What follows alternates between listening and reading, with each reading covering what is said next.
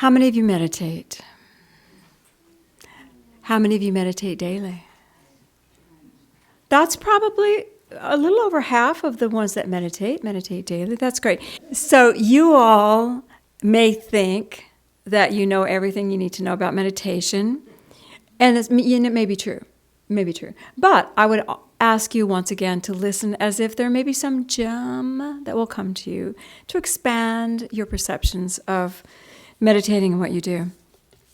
It's funny, I love to look up words when I'm starting to do a service on something to see how mankind has registered that word meditate in our societal consciousness.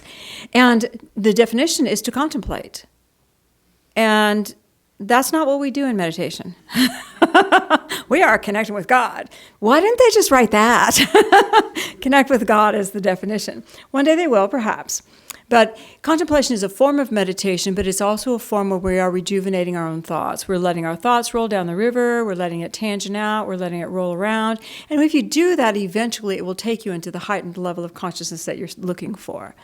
But with meditation, sometimes we don't have time to roll down that river, and we need to get into that space where we are receptive and can lift. So that's what I want to talk about today, what Jesus taught us about meditation and how meditation does change your life. Those of you that meditate, you know it changes your life, do you not? Yes. Is there more you want to change in your life? Okay. All right. For us, we meditate, we open to God mind, to learn, to be fed, to heal, and to connect. The daily practices vary person to person. But a healthy daily practice, depending on what you are doing, just a healthy daily practice will help you lift your baseline frequency. We have a frequency, all humans, and it's based on your functioning level of awareness. It's based on the composite of the beliefs that you have activated in your world right now. That's your functioning level of awareness. And people can walk into you and go, oh, yeah, I hear you. I hear your song. And some people are, okay, gotcha. Meditation, when we open to God and fill ourselves with energy, just spiritual energy, our baseline lifts up, higher. So after I've meditated in the morning, I'm a much higher frequency than when I went to sit down. Believe it or not, it's true. I've shared with you not too long ago, I've shared with you several times, but it's my only example I have. Patrick wanted to leave on a trip we were taking. I don't know if it was vacation or crystal buy, and he wanted to leave at the crack o' dawn. And so I have to get up at like 4:30 to be ready to leave at 5:30, makeup and shower. And so we were in the car, and I'm like, grump, grump, grump. And I said, this is me not meditating. And he goes, please meditate. I got this, just meditate. But that is the truth. That is the truth of me. If I don't lift up, if I don't get that, because I may have processed during my dream state, I may have done a lot of things at night, and I need to get back into who I am as a spiritual being. And then my frequency, my baseline lifts. And the more I meditate, the higher it is sustained. And then the higher it can grow, and then the higher it becomes. It is an ever-growing and expanding process. Okay. We get great insights, we get knowledge, sometimes we have journeys. They're all designed to help us be our God self on the planet.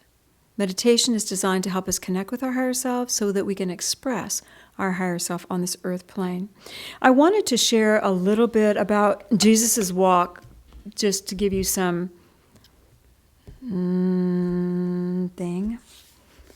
something. Jesus is a little boy. He's less than 12.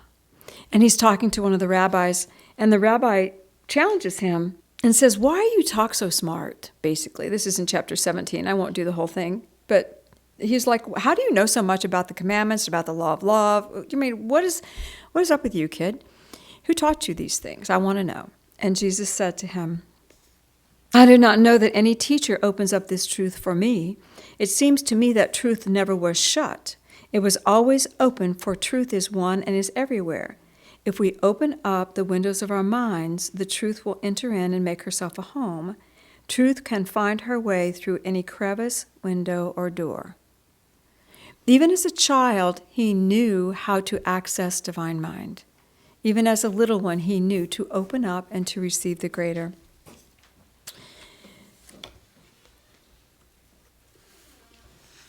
In his travels, when he was around 24 now, he's in Persia, and he is meditating, and this is what it said. A light not comprehended shone about Jesus as though some mighty spirit overshadowed him. And he was asked, "What is that light around you?" And Jesus said, "There is a silence where the soul may meet its God. There the fount of wisdom is, and all who enter are immersed in light, filled with wisdom, love, and power." And then he goes on to explain how to get there and what you find once you are there. But I wanted you to understand that he actually glowed. And this is not the only time they talk about the glow around his body. The vibration of his energy was heightened, and he glowed. So, the benefits of meditation. I love this one, and so I'm going to read it to you. This is later as he's walking. 126. God feeds the soul direct from heaven. The bread of life comes from above. The air we breathe is charged with holy breath, and he who wills may take this holy breath. The soul discriminates, and he who wants the life of Christ may breathe it in according to his faith and according to his actions. So the food of God is around us always. It is the choice of the soul to breathe it in. And by meditating, we lift our consciousness to a vibration that we are in harmony with that food of God that's all around us. So we can feel it and we can take it in all the time. Do you understand? Because we're harmonizing with it when we meditate. We're asking to be one with God. And that asking feeds us even when we're not in meditation.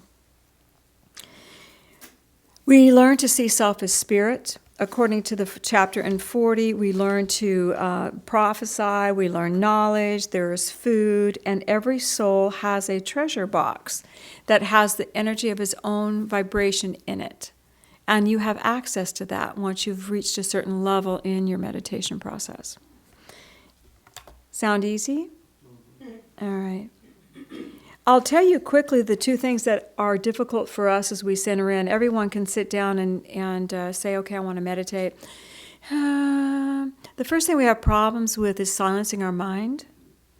And then the second thing is letting go of our will. And in this, it says, it's better to go to a quiet place where life's heavy load is not pressing hard. You have to silence the mind, and there will be so many thoughts that come and go, and you have to allow them to flit through, and you have to not attach to them. Okay. And if I find myself attaching to a thought, I bring myself back. Okay. Let it flow. But we also have to let our will be, your human will must be absorbed by the divine, then you will come into the consciousness of holiness. When we meditate, and we cannot set aside the business affairs, and we cannot set aside our will, we are really asking God to do what we need. God, I need this. I need this, God. I need this. I need this. I really need this. You don't understand, God. I really need this. I really need this. Really need this. Our will can see only that which we've already created and only that which we can view around us. Correct? Can your will see tomorrow? Can your will actually see the reason someone yelled at you? No, because your will says, I didn't like you yelling at me. I don't know why you yelled at me, but I didn't like it. That's what I see. But spirit is above. We can take our problems to God. We can take our issues to God. And I will tell you what I recommend. I'll go over the whole list as I'm closing. But what I recommend is before you start your meditation, if you're trying to make a decision about something, should I quit my job? I'm really mad at so-and-so. I have a problem here. Write it on your journal. Like, God, I need this. I need to know if I should quit my job. I need to know if I should slap somebody down. I need to know. And seriously, sometimes you want to. I need to know if I should be generous. I need to know what to do. And then you write it down so it's out of your head. It's on the paper. And you don't take the worry in with you. So you've now given a space for this feeling and this thought on the paper. Now you can say, and that was my will. That was all my will. It's all my will. Now I can go in and say, okay, God, your will be done. I'm going to breathe in, I'm going to center in, and I'm going to lift to the vibration of God love, and I'm going to yield to that vibration of God love, which means I'm yielding to the will of God. I'm yielding to God love, and I'm lifting up into that. I cannot take my will there. If I'm in my will, I cannot lift. And I'm using lift up and down because our brains understand that. It understands direction and vibration. We really don't lift. If we really understood the holographic nature of our universe, we wouldn't use this language, but we don't. So just accept that we lift. We're going to pretend like we do. So we're lifting into a higher frequency. But the God frequency is all around us all the time. But now we're able to touch it. We cannot take our will in because our will is already created. It doesn't need to know what God has to share. See what we need to do? All right.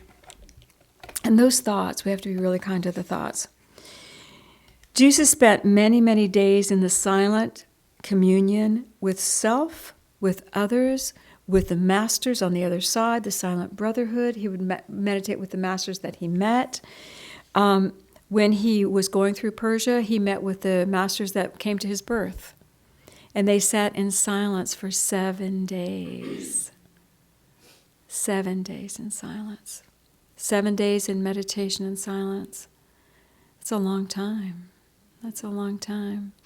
I tried one time to have 1 day of silence. I said, Patrick, I'm having a day of silence. This is many years ago. And my cat walked through my meditation room. And I said, Sage, what you doing? And I went, I just talked to my cat. Big, take the F and move on. So I called Patrick. I said, big fail. Okay, I'm talking. But I stayed in meditation that day. But I couldn't do the silence. I couldn't do it. So I wasn't mine to do that time. But the deep silence where there was no responsibility, nobody pulling at you, that deep silence for days, allowed Jesus to move into a space of harmony with the divine plan and seeing love in all mankind. When we have our eye only on the people around us every single day, humanity, humanity, humanity, every single day, and we don't take time to step back, to feel our spirit, to feel one with God, how do we end up feeling? Don't we feel limited? Don't we feel limited? Well, you chose that, and you chose that, and you chose that, and you chose that, and you chose that, and I don't know what to choose. Because I'm looking at all of you to tell me. Instead of going back to my higher self, my experience with God, my love, my light. So we need, if we are spiritual beings of God, we need to set aside a time and a space, and it does not have to be 7 days. It doesn't have to be 24 hours. It doesn't have to be an hour. But the one thing that's very powerful is that daily, a daily touchstone, where you're sitting with Spirit. I wanted to share with you something just for your brains. It says in the Aquarian that Jesus sat for 3 days with Spirit before he called the 12.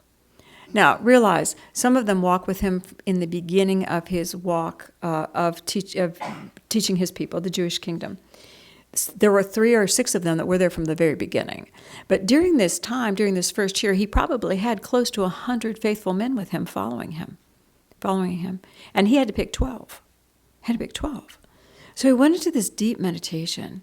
And don't you think, if you were him, you're talking, Spirit goes, oh, so-and-so, and you go, oh, I don't know about that so-and-so. I don't think that's going to work for me.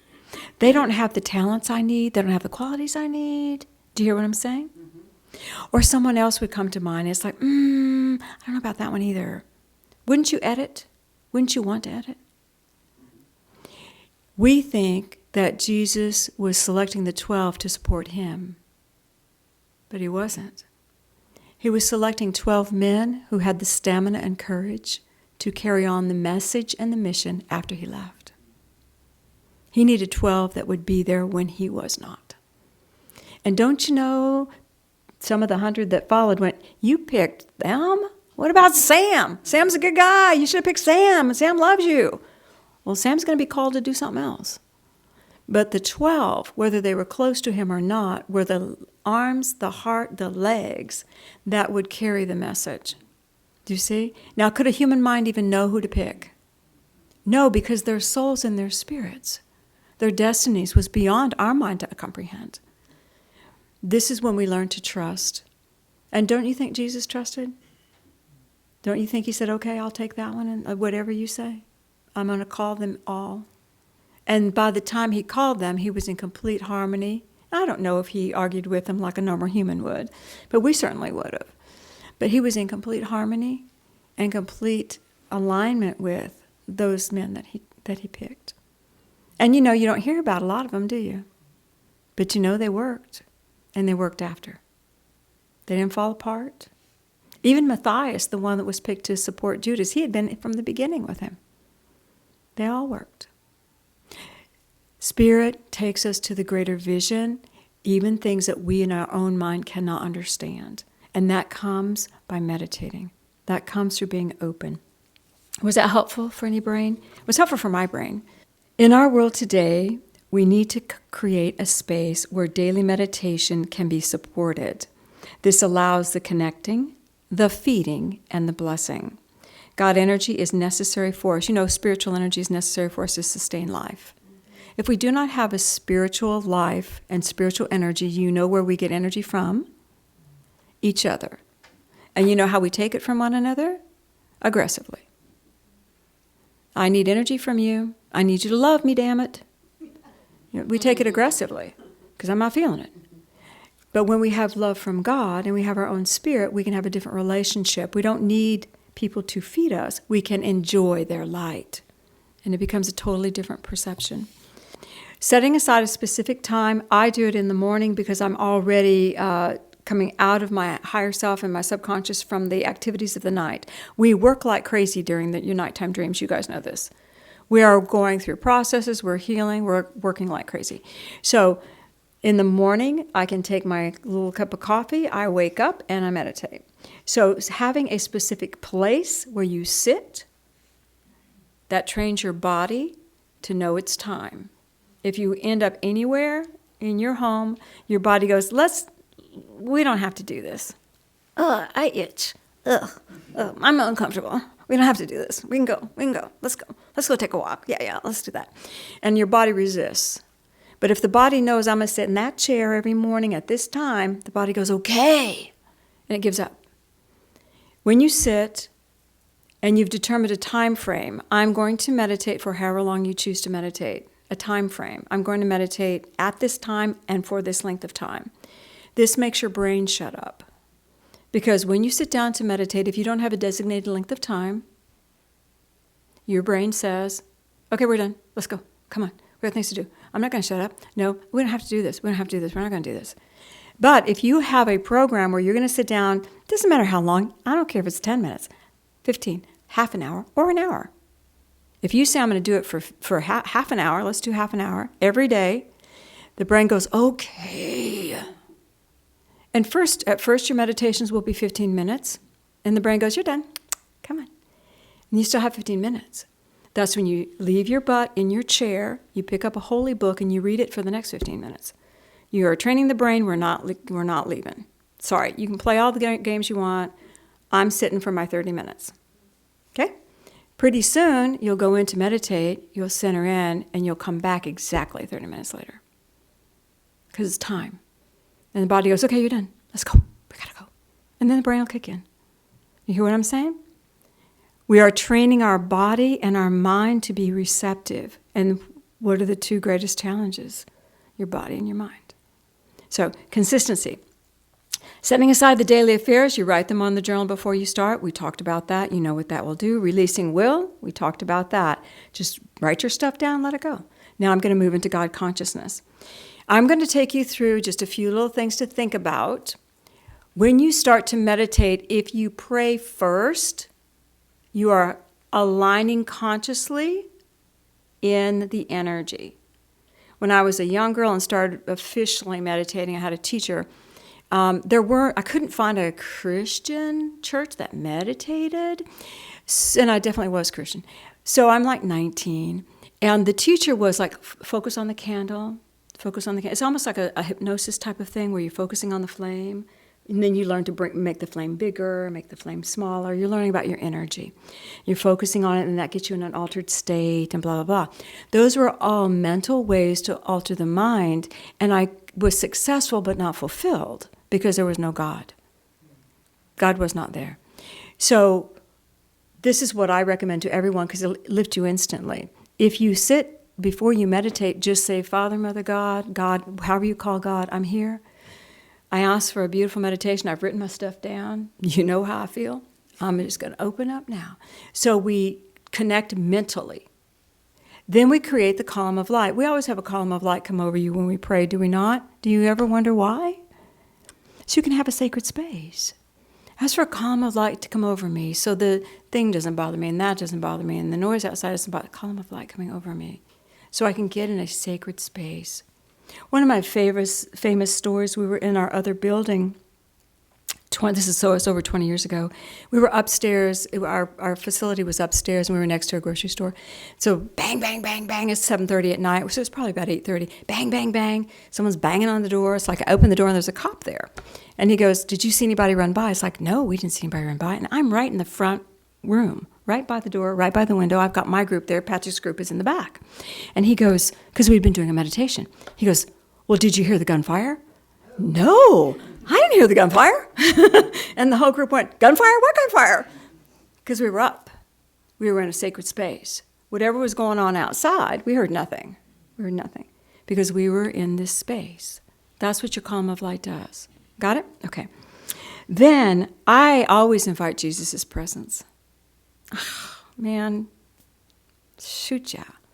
His energy of love, his ability to channel he is God made manifest on this planet. He Christed. Of course, I'm going to ask his presence to be with me. And then your meditations will change. Sometimes you lift up. Sometimes you go far. Sometimes you go within your heart. Sometimes you go on a journey. Sometimes it's a body meditation and you feel light just pouring through your body. It varies, does it not? Based on what you need in that moment. And then when you come back, there's this feeling of coming back. You're back. It's like, I'm coming back. You can feel it.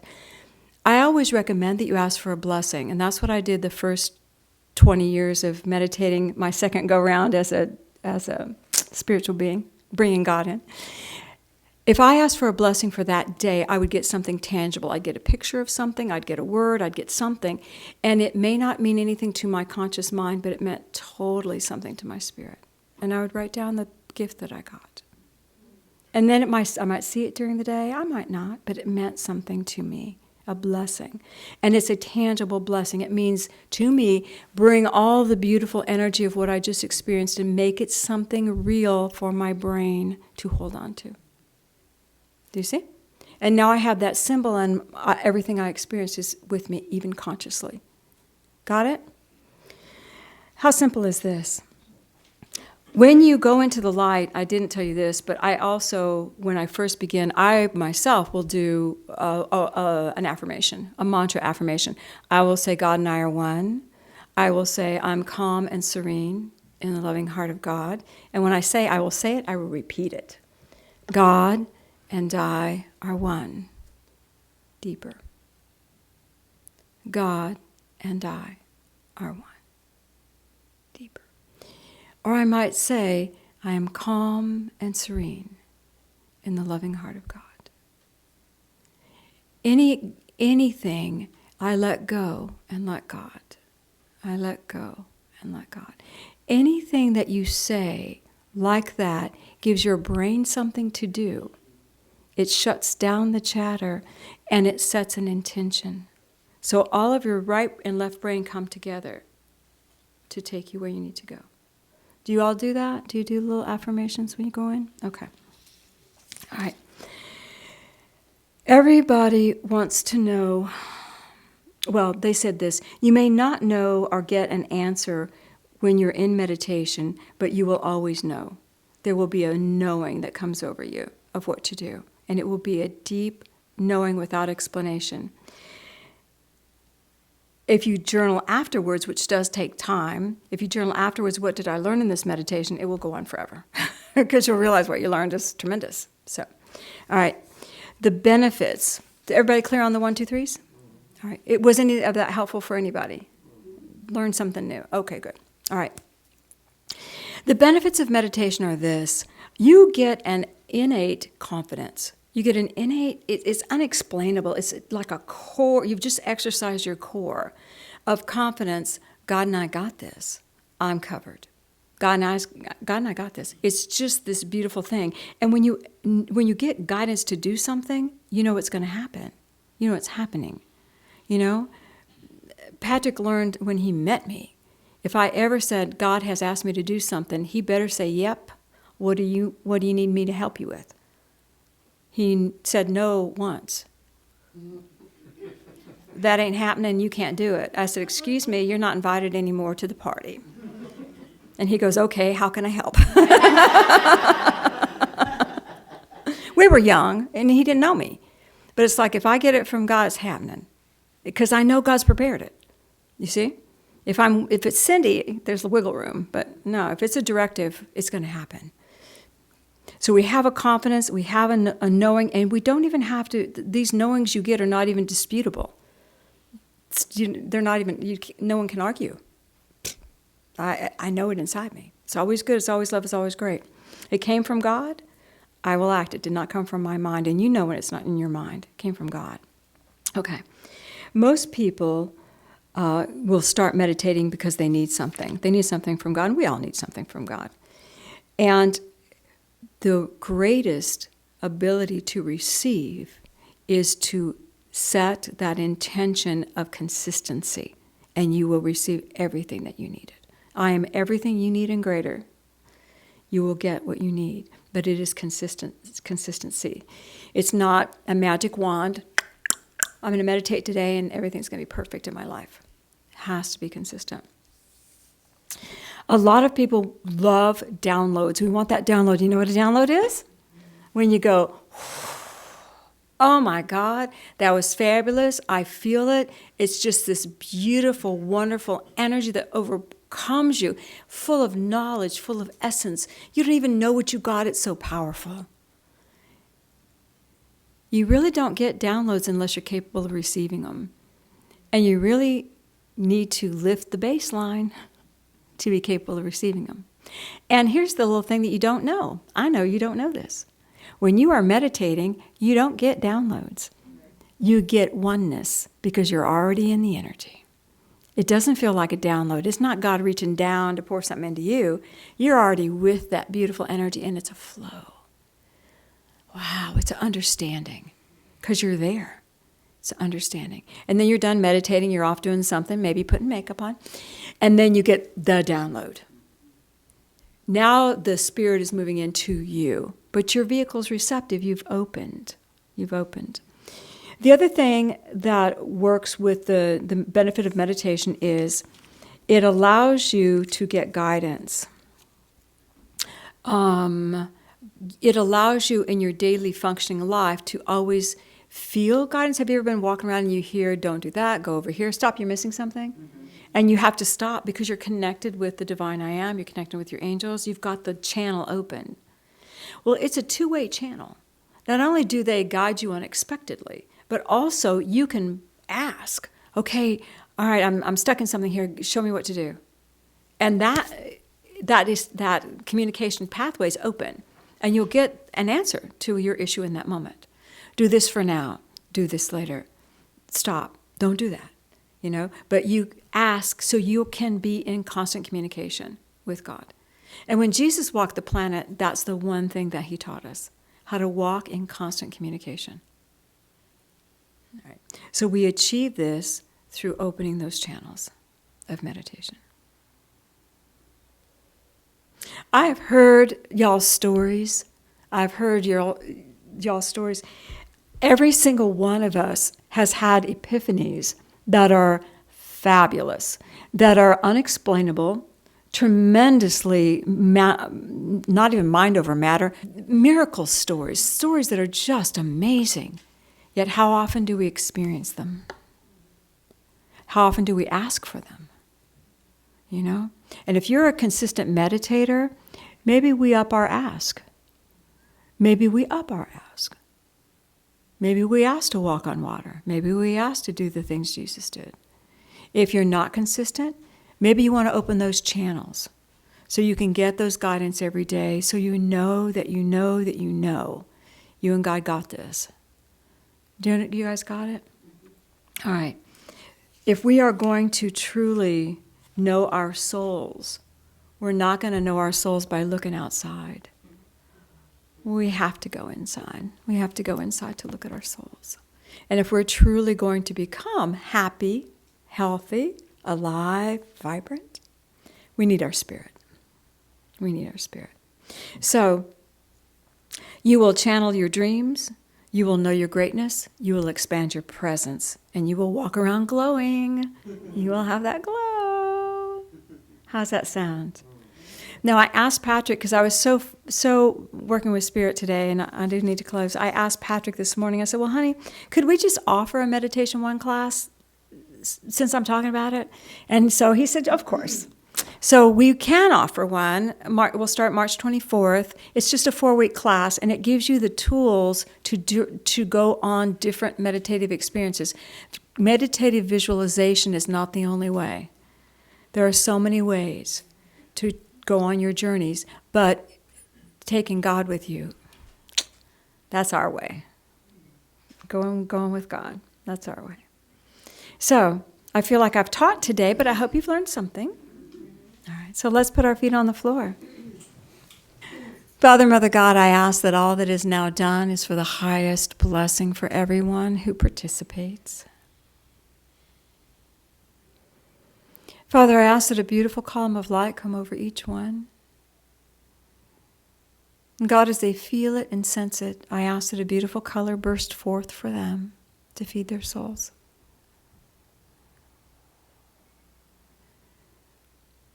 And I ask that Jesus Christ appear by their side as their brother, teacher, light.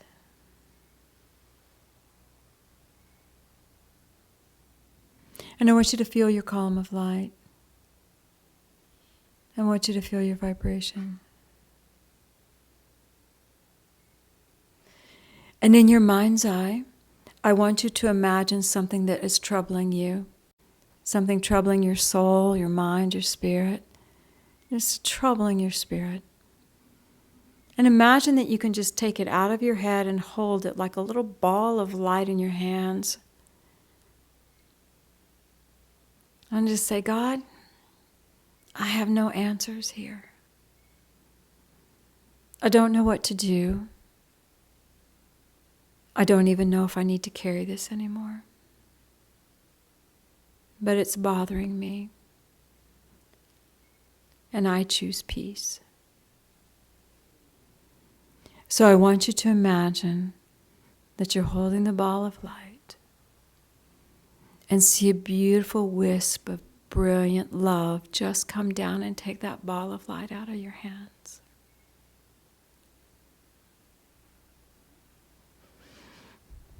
Feel the peace for a moment. And now feel Jesus take you by the hand and lift you up. Just lifting you up a little bit. Lifting you up your column of light until everything feels expanded and bright. And the light opens and it's filled with love. And you are now receptive. You can feel that you are receptive now to new ideas, to answers you could not see, to love.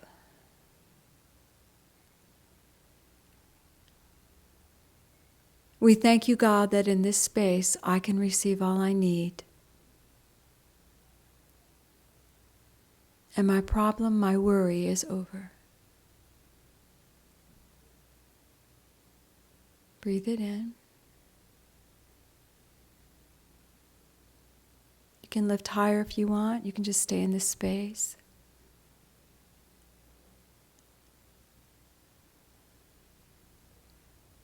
And we thank you, Father, that we are now expanded. Allow your focus to come back to your chair.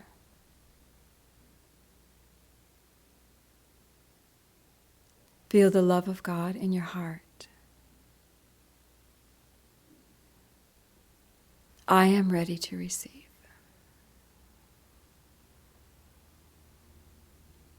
We thank you, God. And so it is. Okay, breathe, and when you're ready, you can open your eyes. Did you feel the lift? Did you expand a wee bit? Did anybody notice I did not bring you back down the column of light? Do you know why? Expanded consciousness can find its way to this chair too. So you wake up in expanded consciousness. Isn't this awesome stuff? Say, "Yay, God."